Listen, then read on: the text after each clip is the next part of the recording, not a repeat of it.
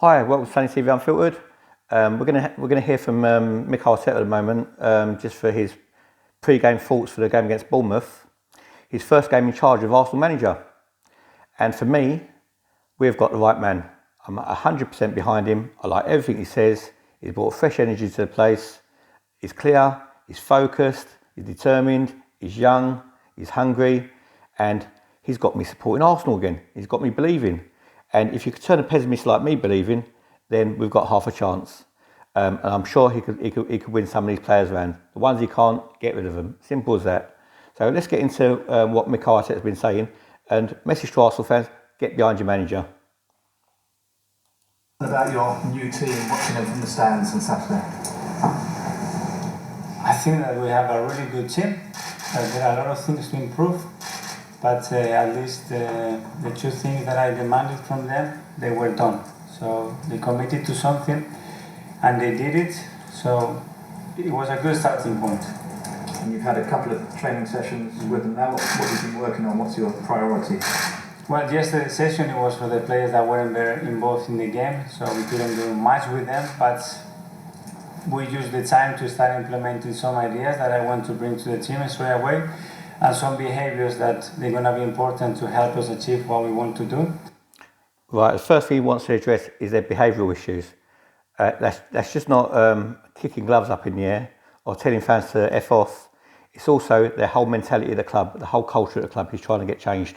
The energy, the pressing, the desire, just the pride in wearing the shirt again. And I think he's getting that message across already. And today it was more about the principles, that the style and the way I want the team to play. So overall they have a little bit the picture that I'm expecting them to have in different situations of the game, and it was useful. Do you have any injury news to start with? No. Nothing new, no? Fine. You talked in your press conference last week about trying to increase the energy levels in your team. Did you see a change in that area at Everton? I did it. He spoke about the energy levels. He's just turned around and said he did it because there was a vast improvement against Everton, and that was even before a training session. These players need to buy into him. Like I said before, the players who are not going to buy into him, it's time to go for them, because this guy ain't going to take any prisoners. He's no one's fool. You know, he wants to succeed at Arsenal, and I think it's going to be a great manager. Against Everton, we pressed, we harried, we closed down. Defensively was fantastic, from the holding midfielders to the defence. It's just a shame that Callum Chambers is going to be out, because he was our best defender on Saturday. But we should have Hex Bellerin back. So, you know, it's down to the players now. I think we are much more committed. I think we had a different kind of aggression every time we lose the ball. I think the body language was much better than in the past few games, and I think they played with more passion as well in the game. You know, obviously there were things to improve, but at least those have to be non-negotiable. Those have to be on the table. You have to play with aggression. You have to play with passion, and it's non-negotiable. What a guy this bloke is. For every game, for every training session, and the way we're going to live together. Freddie Ljungberg said after the Everton game that he's been offered a role to stay on here. He was going to meet with you as well. You said you were going to meet with him. Can you give us an update with what happened there, and also the makeup of your backroom team? I spoke to Freddie after the game, and I told him that my idea is the people that I wanted to bring to form my coaching staff, the roles or responsibilities of each of them. And I wanted to know what he was feeling. I wanted to know what he had in mind, you know, what his expectations were. And we talked. We made a decision that the best thing to carry on was for him to stay with us. Great news for Arsenal fans. We've got Invincible in his backroom staff. I don't think it's going to be his assistant, but obviously he's shown Freddie Ljungberg a lot of respect by keeping him involved. And also, Freddie Ljungberg is nobody's fool either. The only reason he wants to stay involved is because he believes in what Arteta's doing. So big up yourself, Freddie. I think he can be very valuable. I think he knows the players, he knows the situation, he knows the history and where are we coming from. and as well his knowledge on the game is going to only help us to be better. Did you know him very well anyway? I knew him a little bit, obviously, and we will start a new chapter now, you know, with ideas, with new ways of doing things. He knew Freddie Ljungberg a little bit as a player, but it's a new chapter now. Mikel Arteta is the Arsenal manager, and he's not just there to make up the numbers. He is the Arsenal manager, and he's going to say what goes. But I got a really good impression, and he's ready to help. You know, he was very positive. He said after Everton as well that he would have dropped Mesut Ozil even if he'd not been injured. What did you make of those comments first of all? Does that suggest that there is a problem with Mesut's attitude as well as his football? I don't know, it's a question for him. I just wanted him to make the decision on the day to pick the best possible lineup to win against Everton, and my job started just straight after the game to try to pick the players up first of all mentally and put him all the time in the work frame that I want, you know, and with me to have a clean sheet, I told him, you know. Well, according to Arteta, every player's now got a clean sheet, a clean slate. It's down to them. Do they want to be Arsenal players? It's down to them to prove it now. Obviously, he's got his preconceived ideas who he wants at the club and who he doesn't want at the club, but they're either going to sink or swim as players now.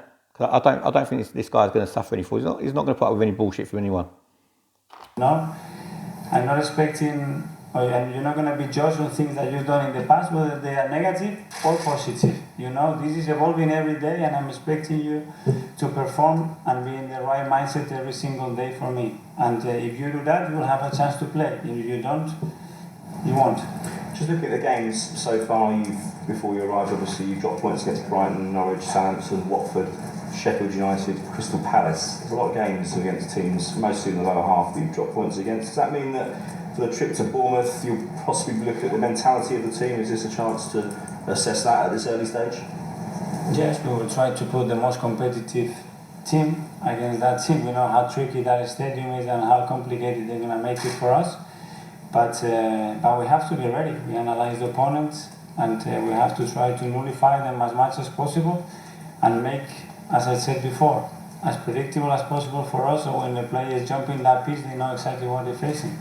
You mentioned last week as well that you've not really discussed the transfer market at that stage. Have you had a chance to discuss with the hierarchy here at the club about what you're going to do in January? Because it's only a few days away now. Yeah, but we had many other conversations. Now it's so much. Don't let Mikel Arteta fool you. Of course they've discussed transfers and transfer targets and who they want in and who they want out. He wouldn't have taken the Arsenal job if he didn't have some sort of assurances or plan. Of course they've discussed it, but he's not going to tell us that now, is he? It's going on in the last 48 hours, but yeah, we have a meeting in place very soon. We have some ideas, but we have to put them together. Just finally, from me, I just wanted your reaction to what was happening yesterday at Chelsea. Do you think it takes us closer to that depressing point where players are going to have to remove themselves from the field of play, or even clubs are going to be docked points or fined points for racist incidents among their fans? I think if that continues, obviously at some stage another type of reaction will be needed.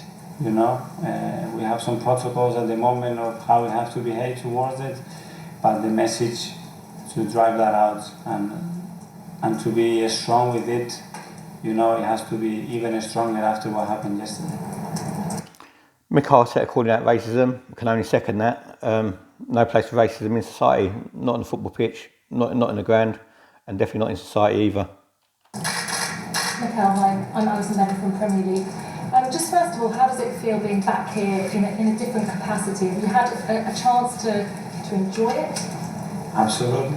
You know, it's an incredible opportunity. There is so much work to do, and I just try to embrace everybody here at the training ground and explain what's my idea, what I want to try to do, and I need them all on board. You know, so everything that we've been doing the last few days, all the talks and meetings that we have, is just to get people jumping on board with the right energy, with the right idea, and we need them. We need them to help the play. We need them to transmit what we want to do, and so far I'm very happy with the reaction.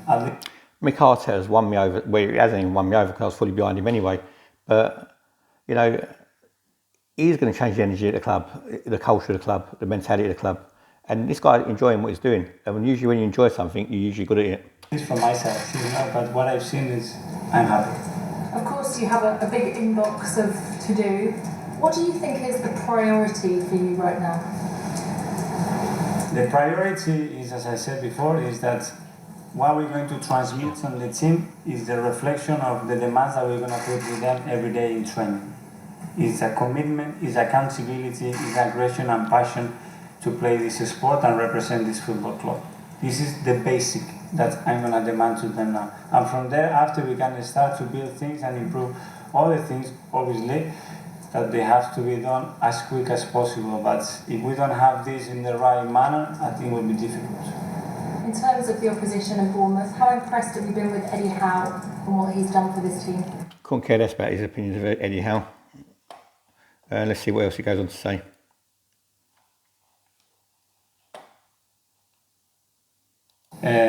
He comes across really, really good. I met him many times when we play against each other many times. The work is done because he's... To get an idea of what kind of a manager that you'll be, I know that Pep Guardiola was very... he had a lot of preparation, a lot of tactics, took players into his room and did lots of laptop sessions. Is that the kind of person you are? Yes. Well, obviously it's yes, because obviously it was Arteta who was doing all the laptop sessions and all the stuff on the computer, and speaking to players one-on-one. He was putting out fires before they even come to Pep. This guy, man management, is excellent. And I wonder how much of an influence you are. A lot of people say that you haven't got any experience as a number one, but how much do you think that you did at Manchester City as a number two? I helped as much as I could, to put that into figures is not something I would like to do, but I gave everything I had to try to improve the club, the organization, and the players, and they create the right environment and give the solutions to the players to feel more secure when they were jumping in, to know exactly what I wanted to do. Give guidance, give help to Pep, avoid him as many problems as I could, jumping into his door. That was one of the biggest challenges as well, and enjoy the profession. If anyone thinks that Arteta was just there to put the cones out for Pep and collect the bibs and find lost footballs after training, as Arsenal fans, you're idiots if that's what you think. You're very much mistaken. This guy was an integral part of City's success. We've got Pep Mark II. No two ways about it. He's going to go on to become an Arsenal legend. Thing is, the board, Arsenal legend as a manager. The thing is now the board needs to back him. So Stan Kroenke, Josh Kroenke, Ralph Snelly, get your fingers out your arses, get your wallets out. It's time to spend and back this guy. And he's going to make Arsenal great again. 100% behind him. Get behind our manager. First time in a long time we got a press conference where I don't really need to do a reaction to it because everything he said is spot on as usual. Mikel Arteta, great things to come. You've heard it. Take care.